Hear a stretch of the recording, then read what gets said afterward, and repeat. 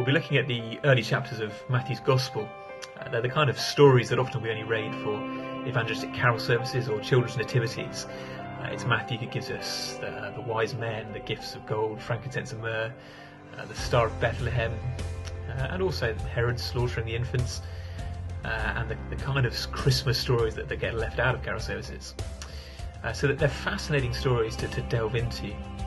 I think one of the things that I hope will come across is Matthew is trying very hard to say this is not a new story. This is not a new beginning.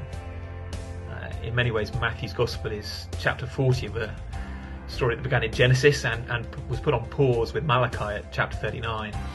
And Matthew's keen to show how his Gospel is woven into the tapestry of the story that God has been spinning since the beginning. So those early chapters are full of quotations from the Old Testament. They're full of allusions and imagery from the Old Testament that help us understand the rescue mission that Christ has come to fulfill. But in another sense, Matthew is very keen to say that this is a new beginning.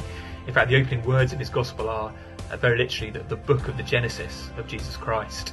It's the exact phrase used in the Greek translation, at least, of Genesis 2 verse 4, often translated the generations of the heavens and earth. And by alluding to Genesis, I think Matthew is trying to say that the story he's about to tell is every bit as dramatic, every bit as significant, every bit as exciting as the story of the creation of the universe. In fact, I think he's really trying to say it's more exciting, it's more significant even than the story of Genesis. So he's at pains to help us understand the identity of Christ in these first 2-3 chapters. And it's really only as we understand the cradle that we can then understand the cross. It's as we grapple with the identity of Christ that we'll understand the mission he's come on. And so Matthew's keen to tell us far more than just that Jesus is God and man.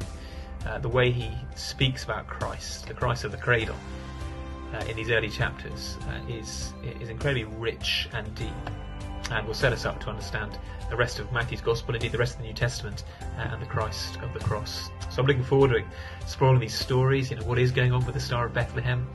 Why does Matthew trace the genealogy of Joseph, who's not Jesus' biological father? And all these kind of puzzles that help us, I pray, more richly understand the Gospel of Christ.